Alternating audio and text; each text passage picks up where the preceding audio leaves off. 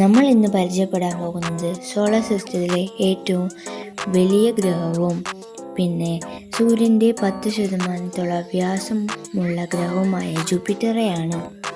ജൂപ്പിറ്ററിൻ്റെ വ്യാപ്തിയിൽ നോക്കിയാൽ ഭൂമിയെ പോലെയുള്ള 1300 ഭൂമിയെ നമുക്ക് അതിൽ ഉൾക്കൊള്ളിക്കാൻ പറ്റുന്നതായിരിക്കും.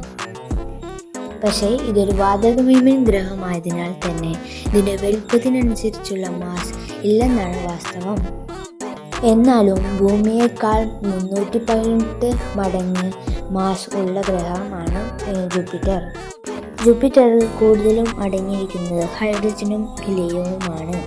76% ഹൈഡ്രജനും 24% ഹീലിയവുമാണ് ഉള്ളത്.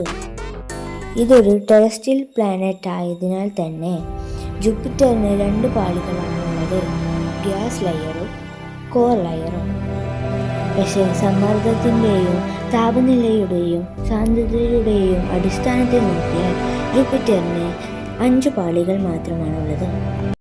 ഇതിൽ ഏറ്റവും മേലത്തെ ലെയർ ക്ലൗഡും, അതിൻ്റെ താഴെ ഗ്യാസ് ഹൈഡ്രജനും, അതിൻ്റെ താഴെ ലിക്വിഡ് ഹൈഡ്രജനും, അതിൻ്റെ താഴെ മെറ്റാലിക് ഹൈഡ്രജനും, പിന്നെ ഉൾഭാഗത്ത് കോറുമാണ് അടങ്ങിയിരിക്കുന്നത്.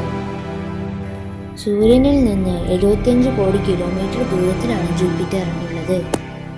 ഭൂമിയിൽ നിന്ന് നോക്കിയാൽ ഏറ്റവും കൂടിയ ദൂരം 96 കോടി കിലോമീറ്ററാണ്. പിന്നെ ഏറ്റവും കുറഞ്ഞ ദൂരം 58 കോടി കിലോമീറ്ററുമാണ്. ഇത്തരത്തിൽ നോക്കിയാൽ അതുകൊണ്ട് തന്നെ ഒരു തവണ സൂര്യനെ വലം വയ്ക്കാൻ 18 വർഷങ്ങളാണ് എടുക്കുന്നത്.